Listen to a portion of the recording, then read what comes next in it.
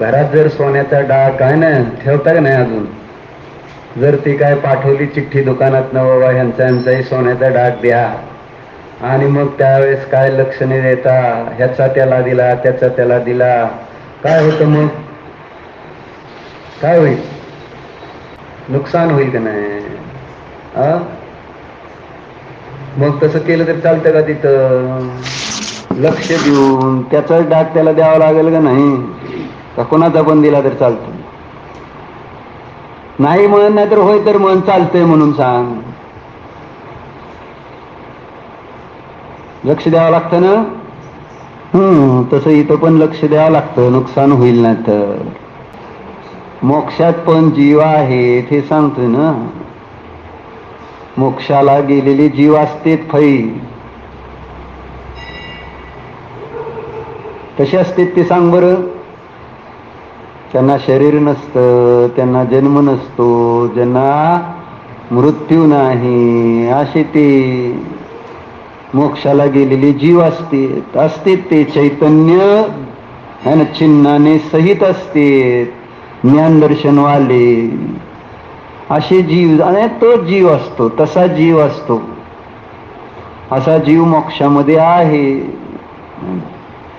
पण आपण पाहिलंय? कधी पाहिलंच नाही ना, कधी पाहण्याचा विचार केला नाही ना, आणि म्हणून मग आपल्याला त्याच्यावर विश्वास नाही. तसा जीव, त्या जीवावर श्रद्धा नाही, आणि त्या श्रद्धानाच्या अभावामध्ये तर आपण पुन्हा पुन्हा शरीर धारण करतोय. शरीर का धारण करतो? शरीर कोणाचं? शरीर रूपी प्राण कोणाचं अनुसरण करतायत? जे दशप्राण आहेत ते कोणाचं अनुसरण करतात? प्रवचनसार मध्ये आपण मागे इथं चर्चा घेतली, चांगली चर्चा आहे, प्रवचनसार घ्या.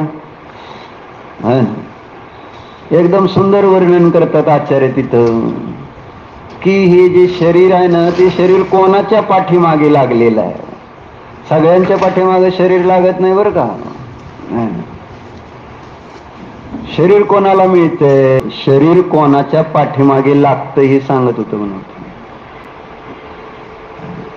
शरीर कोणाचं अनुसरण करतं, कोणाला मिळतं शरीर हे सांगायचं होतं. त्यासाठी ही गाथा घेतली, कारण मोक्षात गेलेली जीवांना शरीर नाही आहे, आणि आपल्याला शरीर आहे, कारण आपण त्या मोक्षात गेलेल्या जीवासारखं आपलं स्वरूप स्वीकारत नाही आहे, आणि म्हणून आपल्या पाठीमागं शरीर कसं लागतं याची चर्चा याच्यामध्ये चांगली दिलेली आहे.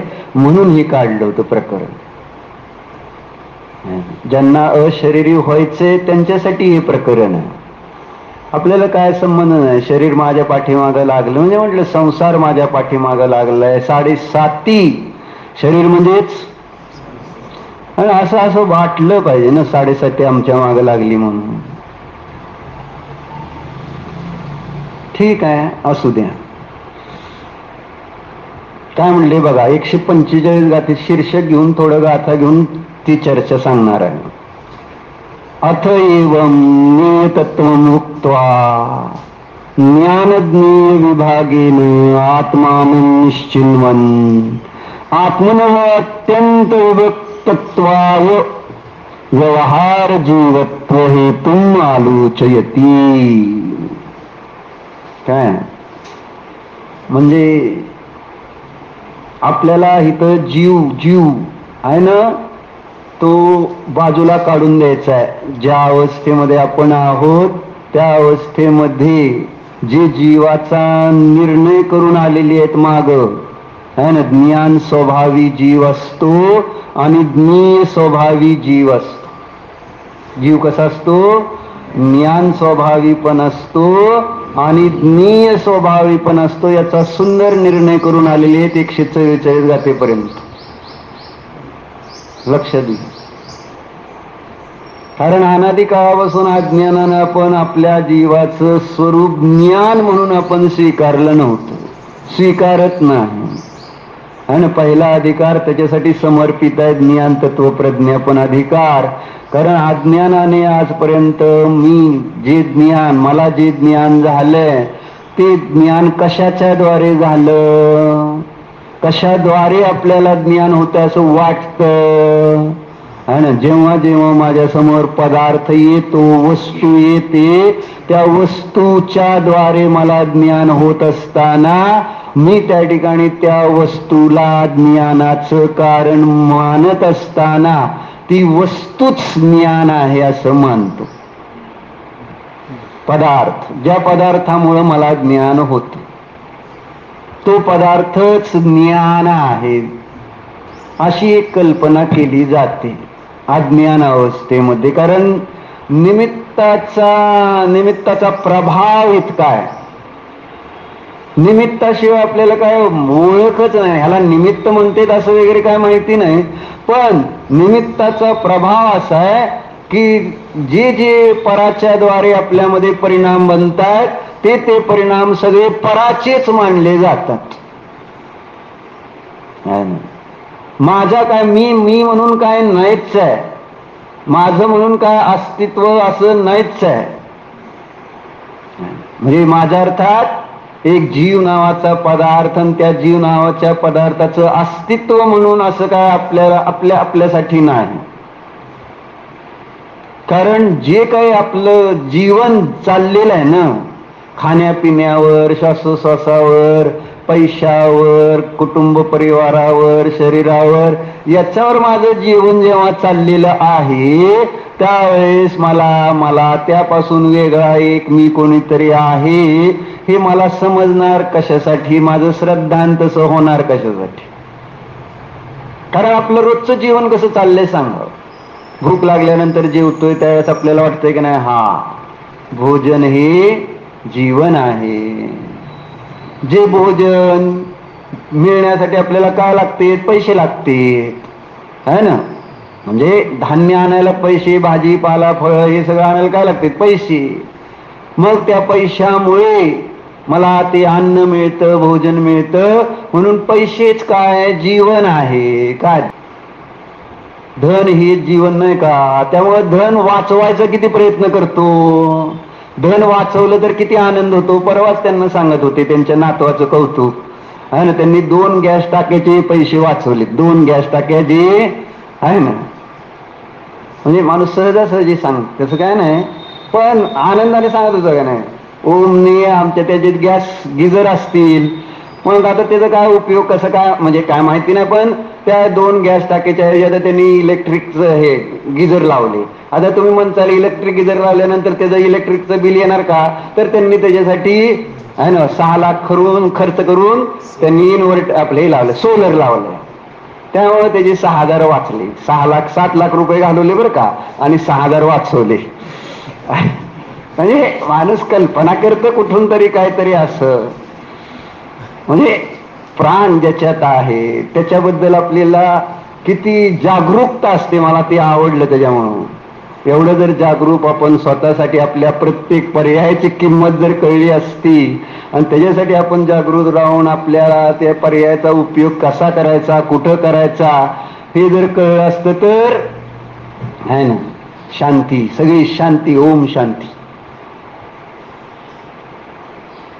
सांगायचंय काय म्हणजे व्यवहारामध्ये मी जगतोय ते जगत असताना सगळा आपला शरीराचा आणि संयोगाचा संबंध दिसताना मला असं का वाटणार की बाबा इथं कोणतरी एक वेगळी जीव नावाची वस्तू आहे म्हणून. मी काय विचार करायचं कारण आहे.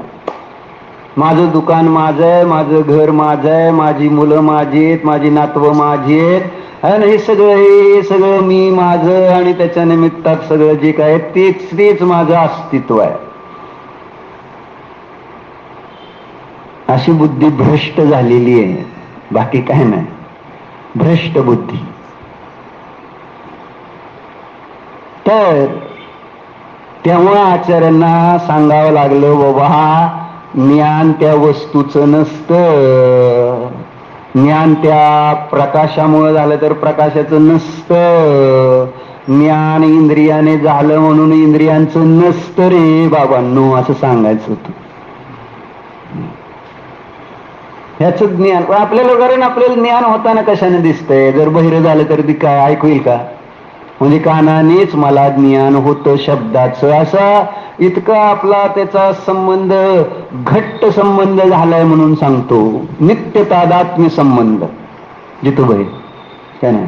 कान नाही, बहिरं झालं तर आपल्याला ऐकू येईल का? म्हणजे शब्दाचं ज्ञान होण्याचं कारण कोण आहे?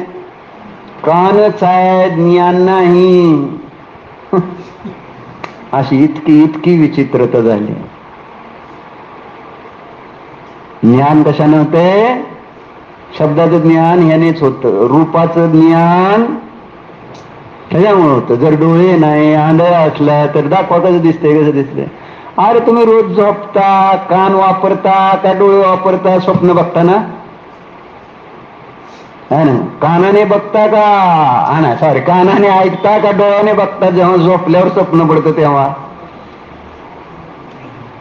काय चाललंय कोणाला? म्हणलं ना असं असं हे सगळं स्पष्ट आहे, तरी सुद्धा आपला विश्वास नाही किंवा नाही. कानाचा काय संबंध नाही त्या ऐकण्या शब्दाशी, डोळ्याशी काय संबंध नाही त्या पाहण्याशी. आता झोपलोय रात्री, स्वप्न पडले, त्याच्यात मी कान वापरत नाही, डोळे वापरत नाही, तरी मला त्या शब्दाचं, त्या रूपाचं ज्ञान होतंय का नाही होत?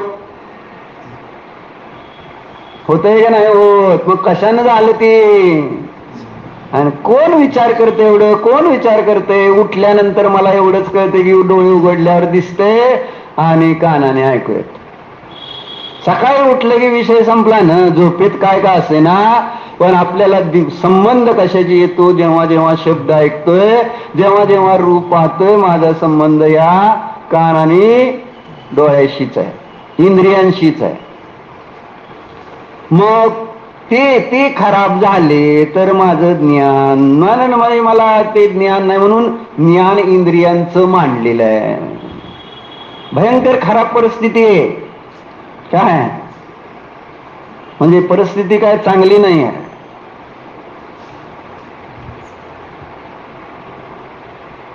मग आचार्यांना सांगावं लागते की ज्ञान इंद्रियांचं नाही रे, आहे ना. मग ज्ञान इंद्रियाचं नाही, ज्ञान आत्म्याचा स्वभाव आहे. ते स्वभावातूनच ज्ञान येतं. यासाठी त्यांनी अनेक प्रकारच्या युक्ती वापरलेल्या आहेत की ज्याद्वारे ज्ञान आत्म्याचा स्वभाव आहे हे कुठेतरी समजून देण्याचा प्रयत्न आहे आचार्यांचा सुरुवातीच्या अधिकारावर. आणि आनंद कोणाचा मांडला आपण सांगा बरं? ज्ञान इंद्रियांचं आणि आनंद विषयांचा.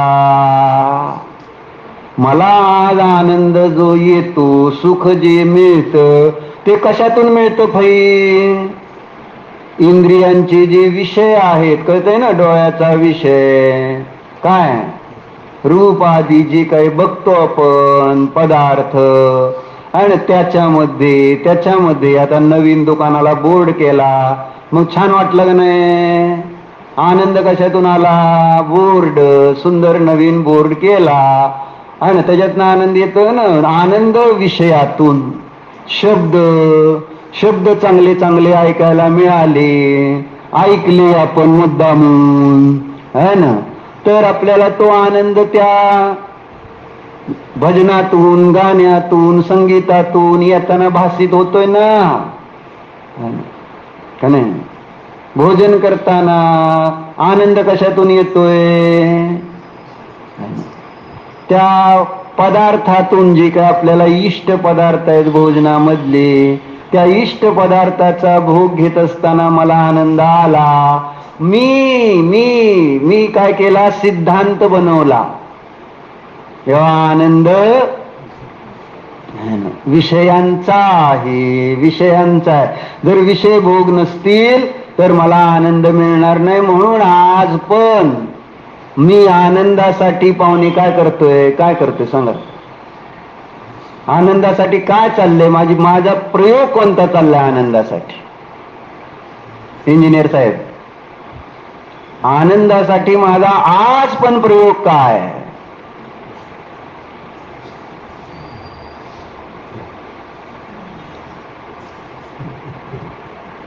नाही, काय संबंध आहे त्याचा? काय संबंध? असं बसल्यावर कोणाला आनंद येतो का? असं बसून येतो का आनंद? देवासारखं बसल्यावर नाही. संचय आहे ना. बाहेर आपण जे धनसंचय करतोय त्याचा मूळ उद्देश आहे आम्हाला विषय भोगाचा संचय करण्यासाठी धनसंचय आहे.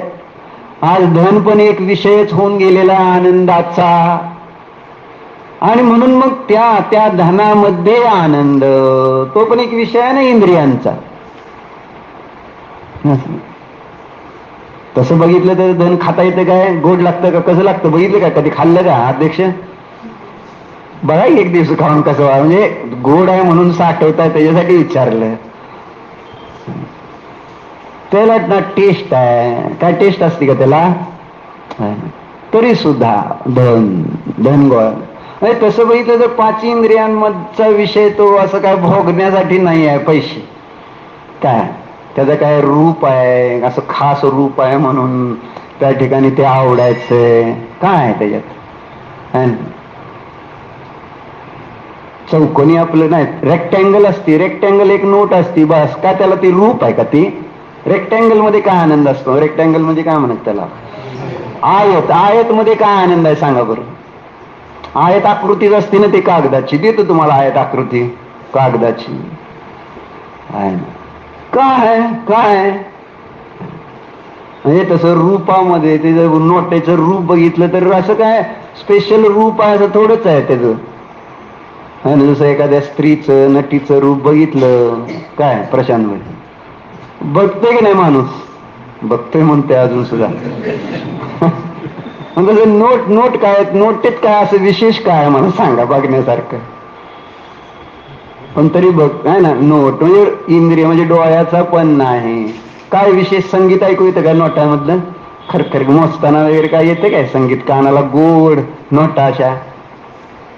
आवाज वगैरे काय आवाज तर आहे का त्या नोटेमध्ये? शब्द म्हणजे इंद्रियांच्या अपेक्षेने पाहिलं तर त्या नोटेमध्ये कुठलाच संबंध नाही. पण ते धन त्या धनाद्वारे काय होतंय? भोग, आणि भोग त्या ठिकाणी मला सुख देतात. म्हणून त्या ठिकाणी मी काय केलं? धनामध्ये आनंद, विषय भोगामध्ये आनंद असं कुठंतरी मी माझ्या कल्पनेने ठेवलंय. राक्षसाने जीव पोपटात ठेवला तसं मी माझं आनंद, माझा ज्ञान, स्वभाव कुठं ठेवतोय, काय ठेवतोय, काय काय काय माहितीच नाही, तर तेच ज्ञान आहे, तेच आनंद आहे. आणि मग पोपटाने त्या पिंजऱ्यात ठेवला राक्षस, आणि आम्ही तिजोरीत ठेवली. नाही, पोपटाने पिंजऱ्यात नाही, राक्षसाने पोपट पिंजऱ्यात ठेवला असं ते. बरोबर, तुम्हाला कळलंच की. आणि आमचे पण पोपट कुठं आहेत? पोपट कुठं आहेत? तिजोरीतच आहेत तुमचं पण. म्हणजे तिथं नाहीत का आपले आपले प्राण त्याच्यामध्येच ठेवले. जर रात्रीत कोणीतरी ती तिजोरी खाली केली असेल तर आपले प्राण वाचतील काय? प्राण म्हणजे प्राण गेल्यासारखं. अशा पद्धतीची एक कल्पना म्हटलं ना त्या विषयांमध्ये केली. म्हणून आचार्यांना सुरुवातीला ज्ञान तत्व प्रज्ञापद अधिकार लिहून आत्मा बाबानो असं नाही, विषयाचा आनंद नाही, विषयामध्ये आनंद नाही, इंद्रियाचं ज्ञान नाही, इंद्रियामध्ये ज्ञान नाही, असं जरा संबंध आणि अधिकरण बघा ना जरा. ज्ञान कोणाचं आहे, कोणामध्ये आहे, आनंद कोणाचा आहे, कोणामध्ये आहे ना. इतकं साध्या साध्या गोष्टीवर सुद्धा ज्या ज्ञान आणि आनंदाच्या प्राप्तीसाठी आपला सगळा आठा पिटा चाललेला आहे, ते कोणाचं आहे, कोणामध्ये आहे, एवढी साधी बुद्धी, एवढी आपण शिकलोय काय? तू झाली की BSc झाली की फाईल नाही ना? काय डॉक्टर झाला की तुम्हाला कळतं का नाही? तेव्हा ज्ञान आणि आनंद कोठे आहे, कोठे आहे असं वेड्यासारखं कसं करता मला नाही कळलं. दात कुठे असते? दात म्हणजे तोंडात तुम्ही बघता का? डोळ्यात वेळात कानात वगैरे बघितलं दात बरेत का म्हणून? काय म्हणजे आहे ना, कोणी दात दाखवायला तुमच्याकडे आलं आणि बघू कान, तुम्ही जर त्याला बघायला लागला, बघू कानात काय आहे का? अहो डॉक्टर, इथं दाढ दुखती, तुम्ही कान काय बघताय? काय चालते का नाही? का बघा, आज प्रयोग करून बघा.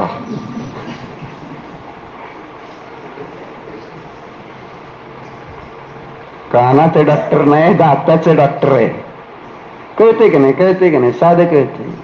मग तुम्हाला एवढं साधं ज्ञान आनंद कशात आहे एवढं एवढं समजून घेण्याची सुद्धा आपण म्हणजे प्रयत्न करत नाही. कुठं आहे, कोणाचा आहे? हा, शिकलाय की राव तुम्ही? नाही शिकल्यावर अडाणी असतं तर गोष्ट वेगळी. ज्यांना कळत नाही त्यांची गोष्ट वेगळी. पण आपण सगळे शिकलोय का नाही? पुनीत शिकलाय का नाही? शिकलाय? साहेब पण बसलेत, सीए साहेब. कुठं आहे ज्ञानानंद? कुठं आहे? कहो पर मानुमत. हा व्यवहार आहे. म्हणायचं आपल्यात आहे, म्हणायचं फक्त. म्हटलं ना, जे निश्चय आहे तो व्यवहार झालाय. म्हणजे व्यवहाराचं लक्षणच करतो आपण. म्हणायचं पण मानायचं नाही. जितक्या गोष्टी व्यवहारातल्या आहेत, तुपाचा डबा म्हणायचा पण मानायचं नाही. तसं आत्म्यात ज्ञान आनंद आहे असं म्हणायचं. डॉक्टर म्हणा, आत्म्यात ज्ञान आनंद आहे पण मानायचं नाही बिलकुल, बरं का? पक्का घडा तुपाचा नसतोच, मातीचाच असतो. तसं आत्म्याचं ज्ञान आनंद नसतच फै. बरोबर आहे का नाही? मला ती गोंधळात पडली. काय सांगते कोण असतो? काय बरोबर म्हणावं काय चुकीचं म्हणावं? जीवाचं ज्ञान आणि आनंद नसतं का नाही? काय नसतं का असतं? विचार करायला पाहिजे. म्हणून शास्त्रात लिहून ठेवलंय हो आपल्यासाठी. लिहून ठेवलंय सगळं व्यवस्थित. जे जिनेंद्रांनी जाणलं, जे क्रमाने परंपरेने आचार्यांनी जाणलं, त्यांना करुणा झाली, त्यांनी लिहून ठेवलंय. जरा स्वाध्याय केला तर कळेल का नाही? काय त्या दुकानाची माहिती करून घेऊन डबल ड्युटी करण्यात मतलब आहे? मला नाही कळलं. घरात बसून आपलं चांगलं 2 रोटल्या केल्या असत्या, स्वाध्याय केला असता. पण लय हुशार दुकानदारी कराय, बरं कधी पण करा. हुशारी दाखवायला गेले की अडचणीत येते माणूस. संसारात सगळीकडे हुशारी दाखवायची. वाचा, शास्त्र वाचा, स्वाध्याय करा जरा. त्याच्यात दिलंय आपल्या कल्याणाचा मार्ग. याच्यामध्ये सांगितलंय. पण काल पण बघितलं का नाही? सम्यक्त्वासारखं दुसरं कोणतंही कल्याणाचं कारण नाही आणि मिथ्यात्वासारखं दुसरं कोणतंही अकल्याणाचं कारण नाही. तर आपण काल काय केलं? काल त्या सम्यक्त्वासाठी काय चिंतन मनन आहे ना, आचार विचार कुठं काय? ठीक आहे, शास्त्रात सांगितले सम्यक्त्वासारखं दुसरं कल्याण. 3 लोक आणि 3 काळात सांगितलं असं सांगितलं होतं ना? काय काय किती महत्व वाटलं आपल्याला त्या सम्यक्त्वाचं आणि त्या मिथ्यात्वाची किती भीती वाटली, किती जुगुप्सा झाली, किती द्वेष किळस आहे ना, त्याच्याप्रती वैर क्रोध आहे ना, अशी भाव किती झाली. मिथ्यात्वासारखं दुसरं काही वाईट नाही म्हटल्यावर काय जितू झालंय. इथं बंद केलं पुस्तक, विषय संपला असं होतं. मग चर्चा ही तुम्हाला ही सांगायची, शरीर कोणाच्या मागं लागतं हे चाललेलं आहे ना. तर जे शरीराच्या मागं लागते ते शरीर त्याच्या मागं लागतं असं ही चर्चा याच्यामध्ये तुम्हाला सांगायची. आणि ते शरीर मिळाल्यानंतर काय काय मागं लागतं, त्याच्यावर फ्री काय काय आहे. एक शरीर घ्या आणि किती रोग फ्री. आणि सगळं फ्रीचा जमाना आहे म्हणून आपलं जास्त सांगतो फ्री.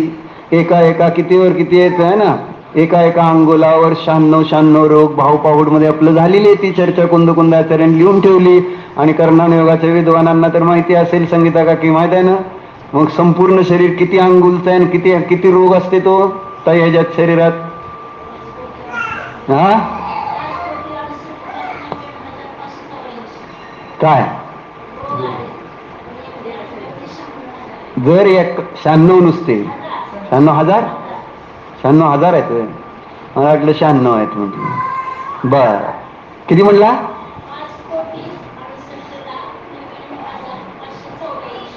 बर हे काय? हा काय हे? कशात आहे ना? फ्री एवढं फ्री. 5 coat free. 6 कोट. आता 6 म्हणून डायरेक्ट आता हे बाकीचं सगळे गौण करा. 6 कोट रोग फ्री. एक शरीर घ्या आणि 6 कोटी रोग फ्री घ्या. चांगला का नाही? काय बाबी काय सांगते कळते का नाही? एक शरीराबरोबर 6 कोटी रोग फ्री आहेत. काही का नको? काय कळणार नाही तुम्हाला, खरंच कळणार नाही. जाऊ दे, तरी सांगतो, आपलं सांगितलं म्हणून सांगतो की 6 कोटी बरं असतात का 6 कोटी रोग? दे तुम्हाला नाही ना, ते कोणाला? सांगणाऱ्यालाच, आम्हाला नाही, आम्हाला नाही आहे ना. त्या म्हातारीची झोपती का नाही शास्त्राला, तिला सांगितलं नाही का त्या पंडितजीने तू नरकात जाशील म्हणून शुभ्र सागरामध्ये, आहे ना. काय सांगितलं? पहिल्या नरकाचं नाव काय सांगितलं? रत्नप्रभामध्ये. हा, रत्नप्रभामध्ये जाशील म्हणून जर शास्त्राच्या वेळेस झोपली तर मग ती काय म्हटली जागवून, पंडितजी आम्ही कुठं जाणार असल्या चांगल्या जागेत, तिथं तुम्हीच जाणार. पंडितजी जाणार तिथं रत्नप्रभा. अशी परिस्थिती नाही का? मला सांग. ते रोग शरीर तुम्हाला, त्या शरीरातले रोग पण तुम्हालाच. आमचं सगळं शरीर जणू काय दिव्य आहे, परम अवधारिक. जसं तीर्थंकरांचं समोसरणामध्ये तिथं अरिहंत अवस्थेमध्ये विराजमान, त्यात एक सुद्धा निगोदी जीव राहत नाही. 12व्या गुणस्थानातच सगळे निगोदी जीव आणि आपलं आयु कर्म संपून संपतात. निगोदी जीवरहित शरीर असतं माहिती आहे ना जितूभाई तुम्हाला, अरिहंतांचं असं परम अवधारिक शरीर. तसलं आहे आपलं तसलं आहे. सारखं इथं दुखतंय तिथं दुखतंय, कुठं ना कुठं सारखं दुखायचं, दुखणं काय थांबतंय का? आणि असं सगळं असताना सुद्धा त्या शरीराच्या मागं आपण लागायचं आणि मग ते शरीर आपल्या मागं लागल्याशिवाय राहणार काय बघ असं. म्हणून इथं आचार्याने पहिल्यांदा सांगितलं की बाबांनो, आत्मा जो असतो तो ज्ञान आनंद स्वभावाला असतो, आणि असा ज्ञानानंद स्वभावी आत्मा जाणण्यायोग्य एक पदार्थ आहे, द्रव्य गुण पर्यायवाला. असं ज्ञेय तत्व प्रज्ञापन अधिकाराच्या माध्यमातून त्या आत्म्याचं अस्तित्व, म्हणजे जसं हे पदार्थ आहेत ना, द्रव्य गुण पर्याय आणि उत्पादवे द्रव्य असे सत आहेत ना, हे तसंच हे जे ज्ञान आनंद स्वरूप ज्या आत्म्याचं आम्ही पहिल्या अधिकारामध्ये वर्णन करून आलो, ती एक सत वस्तू आहे. पण तुम्हाला त्या सतचं ज्ञान कसं होणार?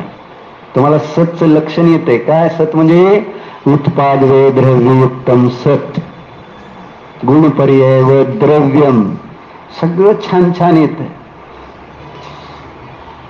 मग हे आत्मतत्व आहे ना, कसं आहे ते आत्मतत्व?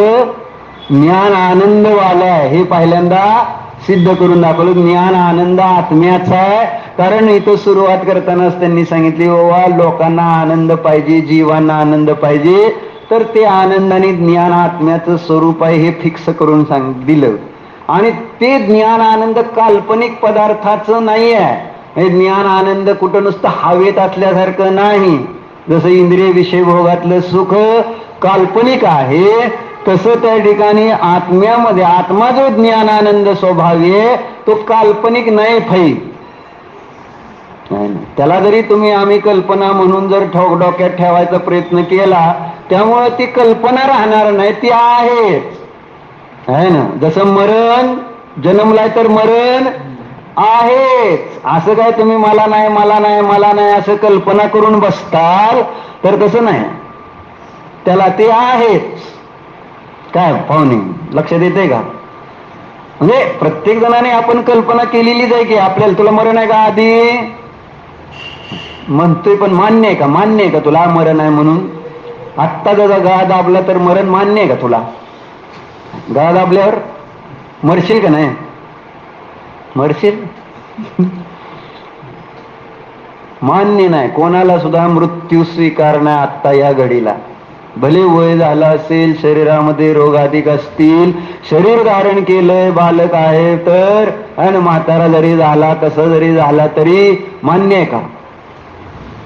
आशिष भाई मृत्यू कल्पना म्हटलं ना, नाही मृत्यू नाही कल्पना आहे. तशी आत्मा ज्ञानानंद स्वरूप वस्तू म्हणजे कल्पना नाही, हे सांगण्यासाठी आचार्याने सांगितलं की आत्मा बाबा एक पदार्थ आहे, सत पदार्थ आहे. की ज्याच्यामध्ये द्रव्य आहे, गुण आहेत, पर्याय आहे, ज्याच्यामध्ये उत्पाद आहे, वेळ आहे, ध्रुवता आहे, की ज्यामुळं वस्तूचं आहे पण असतं. पण इतकं कोण विचार करते? इतकं विचार करायचं प्रयोजन भासित होत नाही. खरं सांगा बरं, हे तत्वार सूत्र किती जणांना तरी येतं, हे सूत्र येतात आणि या सूत्राचा उपयोग किती होतो आपल्या शांतीसाठी, सुखासाठी? कारण तत्वार सूत्र रचलंय कशासाठी? तत्वार सूत्र रचण्यापाठीमागचा उद्देश, हेतू काय? मोक्ष, मोक्ष मार्ग, याच्यासाठी तत्वार सूत्राची रचना केली बाबांनो. सुरुवातीचे सूत्र काय दिलंय? सम्यक दर्शन, ज्ञान, चारित्र्य आणि मोक्ष मार्ग. मोक्ष मार्ग सुखाचा मार्ग आणि मग ते सुखाचा मार्ग सम्यक दर्शनाने आहे तर 7 तत्वाचं श्रद्धान सम्यक दर्शन आहे. आणि असं क्रमाने जीव आश्रव बंध संवर्णिरा मोक्ष तत्वापर्यंत नेले ना आपल्याला. शेवटचा अधिकार मोक्ष अधिकार दिला ना. असं मग त्या तत्वार सूत्राच्या 5व्या अधिकारामध्ये आले का नाही हे, की पदार्थ का असतो, उत्पाद वे द्रव्य आहे ना, गुण पर्याय व द्रव्य, असं त्या वस्तूचं आहे. पण हे सगळं प्रवचनसारच्या आधाराने जे कुंदकुंदाचार्यांनी लिहिलंय त्याच त्या ठिकाणी त्यांनी तत्वार सूत्रामध्ये सूत्र रूपाने घेतलेलं. मग हे नुसते सूत्र नाही, हे सूत्र नाही, हे सूत्र म्हणजे वस्तूची सिद्धी करतात. म्हणजे वस्तूमध्ये जे आहेत त्याला सूत्र रूपाने लिहिलेलं आहे. पण आपण ते लिहिलेलं आहे ते वस्तूमध्ये पाहायची तयारी नाही, तर मला ती वस्तू सत कशी भासित होणार, समजणार कशी की हे आहे, याचं अस्तित्व आहे? म्हणून आचार्याने इथं नियतत्व प्रज्ञापन अधिकार लिहून काय झालं, जो आम्ही सुरुवातीला ज्ञान आनंदवाला आत्मा असतो हे सांगितलंय, तो एक खरा पदार्थ आहे, काल्पनिक पदार्थ नाही. कारण आज वर्तमानामध्ये इंद्रियाने त्याचा भाव म्हणजे इंद्रियाने तो ग्रहण होत नाही आत्मा, म्हणून त्या ठिकाणी त्याचं अस्तित्व न स्वीकारणारे जास्त आहेत. भले म्हणतील पण अस्तित्व मानणारे कमी आहेत, एकदम कमी. आणि ते पण जसं आहे तसं तर त्याच्यामध्ये पण एकदम अत्यंत दुर्लभ आहे. जसं आहे तसं आत्म्याचं अस्तित्व. कल्पनेनं अस्तित्व मानणारे अनेक आहेत आणि अस्तित्व न मानणारे तर आहे ना 5 खंडवाले अस्तित्व न मानणारे, असं धरून चला. म्लेंछ खंड 6 खंड आहेत ना. 5 म्लेंछ खंडामध्ये आत्माच नसतो, ते फक्त विषय भोगच माहिती आहेत. दुसरं काय माहिती नाही त्यांना. शरीर, विषय, भोग, सगळे चारवाक. काय नाही, आत्ता जे आहे तेवढंच आहे. म्हणून ख्रिश्चन किंवा मुस्लिम धर्मामध्ये त्यांनी केरळ स्टोरीमध्ये पण सांगितलं नाही, मेल्यानंतर परत काय जन्म नाही, काय नाही. म्हणून आहे या जीवनामध्ये जे काय ती मज्जा करा, असं त्याच्यामध्ये दिलेले सांगितलं त्यांनी. ट्रॅप्स है ना, जे लव जिहाद किंवा हानी ट्रॅप्स जे टाकले जातात ना, त्याच्यामध्ये भरवलं कसं जातं यंग पिढीला. आणि ते लवकर स्वीकार पण होतं त्या अवस्थेमध्ये. कारण शरीर कळतंय आणि भोग पण कळते, त्या भोगामुळे आनंद पण कळतोय. म्हणून असं कोणीतरी तत्व सांगितलं तर मग काय त्याचे फॉलोअर्स विचारायला ना. विषय भोगामध्ये आनंद बघा, इथं किती जण आहेत मला सांग. आणि विषय भोगाचा नाही ना, विषय भोगाचे फॉलोअर्स किती? न येणारे सगळे कोणाचे फॉलोअर्स? अशी अडचण प्रत्यक्ष आहे ना, प्रत्यक्ष आहे. शरीर प्रत्यक्ष आहे, भोग प्रत्यक्ष आहेत, भोग भोगल्यानंतर आनंद प्रत्यक्ष आहे. मग तुमचं ते सगळं आत्मा परोक्ष आहे ना, त्याच्यातला आनंद ते कधी आपल्याला समजत नाही. मग तू विश्वास बसायचं कारण काय? श्रद्धान बसायचं कारण काय? आहे म्हणून तसंच नाही, बसत नाही, अडचणी. म्हणून आचार्याने सांगितलं बाबा ज्ञानीय रूपाने आत्मा एकदम मस्त सिद्ध करून दाखवलाय बरं का. आणि मग आता तिथं शीर्षक नीट एकदा वाचतो, परत ऐका बघा. अथ एवं नियतत्व मुक्त्वा, आता इथपर्यंत ज्ञेयतत्वाधिकारामध्ये आहे ना, ज्ञेय तत्वाला म्हणजे जाणण्यायोग्य असं जे आत्मतत्व आहे. बाकीचे तत्व गौण होती, धर्माधर्म आकाशकाल गौण आहे. मला प्रयोजनभूत माझा जीव आहे, म्हणून त्या जीव तत्वाचं ज्ञेय रूपाने निश्चित केलेलं आहे. म्हणून सांगितले अथ ज्ञेय तत्व मुक्त्वा आहे ना, ज्ञान ज्ञेय विभागेन आत्मानं निश्चिन्वन. ज्ञान आणि ज्ञेय या विभागाच्या द्वारे आत्म्याचा एक निश्चय करत असताना काय म्हणते, त्या आत्म्याला कोणत्या, असा जो ज्ञानानंद स्वभावी ज्ञेय स्वरूप जो द्रव्यगुण पर्यायात्मक आत्मा आहे, त्या आत्म्याला अत्यंत विभक्त करण्यासाठी असे शब्द वापरते का नाही. आता ह्या आत्म्याला कोणापासून विभक्त करायचे, कोणापासून, म्हणून त्याच्यासाठी तिने दिलं व्यवहार जीवत्व आलोचयती आहे ना.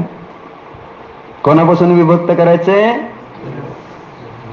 ज्याला मी जीव समजतो आहे, तो जीव काय आहे ते आता तिथून सुरुवात केली, अशी सुंदर सुरुवात केली. आणि भले आत्मा ज्ञान आनंदाने द्रव्यगुण पर्यायवाला पदार्थ असू दे, समजते का नाही माहित नाही मला तुम्हाला, पण ठीक आहे प्रयत्न तर करू आपण आहे ना. आत्म्याला अत्यंत विभक्त करायचं असं म्हणतात का नाही. कारण जोपर्यंत हीच तर चर्चा आपण कलशामध्ये वाचत होतो, ऍक्च्युअली ती वाचायची होती मला, पण आता त्याची भूमिका तर कळली पाहिजे का नाही की बाबा काय वाचतोय म्हणून. म्हणून हे सगळं प्रकरण सांगायची वेळ आली. आत्मा जोपर्यंत पराबरोबर एक रूप आहे, शरीर कर्म आहे ना, संयोग यांच्याबरोबर जोपर्यंत एक आहे, तोपर्यंत त्या ठिकाणी त्याला सुख शांती नाही. म्हणून तर त्या आत्म्याला आचार्य म्हणजे तुम्ही वेगळं करावं, वेगळं करायचं. पण वेगळं करायचंय, पण कुठनं वेगळं करायचं, कशापासून वेगळं करायचंय, तुला काय वाटतंय, तुला काय वाटतंय. आणि मला हे वाटतं की हे मी आहे. म्हणून आचार्याने सांगितलं की हे जे तू स्वतःला समजतोय ते व्यवहार जीवत्व म्हणजे काय आहे आम्ही तुला समजावून सांगतो, आधी ती नीट समज आहे ना. ते तू आहेस की नाही हे नंतर आपल्याला त्याच्यात वेगळंच करायचंय. ह्या शरीरामध्ये जे मी म्हणून जीव म्हणून पाहिलंय त्याच्यापासून मला वेगळं करायचंय. माझा जो ज्ञान आनंद स्वभावी द्रव्यगुण पर्यायात्मक पदार्थ, त्याला या शरीरादीपासून वेगळं करायचंय. पण पहिल्यांदा मला हेच जर जीव वाटत असलं तर मी त्याच्यापासून वेगळं म्हणजे ते जीव कसं करणार. म्हणून त्यांनी इतकं सुंदर दिलं की आत्मन अत्यंत विभक्त्वाय व्यवहार जीवत्व आलोचय. जे आपण आतापर्यंत समजतोय ना, कशाला, ज्याला जीव समजतोय ते तुमच्या समोर आता इथं ठेवतो म्हटले. हे बघा हे आहे व्यवहार जीव, यालाच तुम्ही जीव म्हणता का. मग तो व्यवहार जीव काय आहे, ते व्यवहार जीवत्व कसं प्राप्त होतं, त्याचं बहिरंग कारण काय, अंतरंग कारण काय, आणि मग त्याला नष्ट करण्याचा उपाय काय, अशी ही सगळी चर्चा क्रमाने घेऊ. ओम नमः.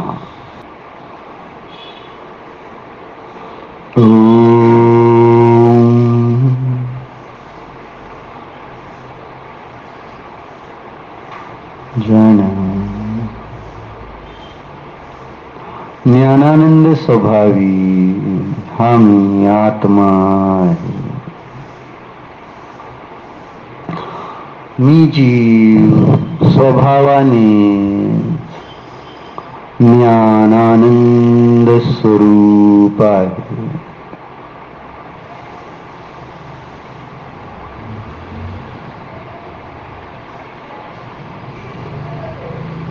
ज्ञान आणि आनंद धर्म माझा आहे, माझ्यामध्येच आहे.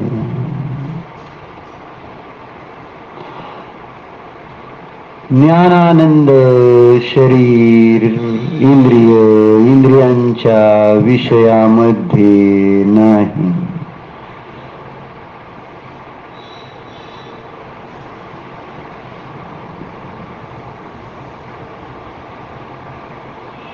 मी आत्मा,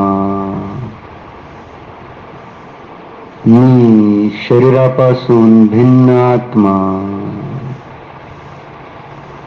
चेतनमय ज्ञानानंदमय आहे.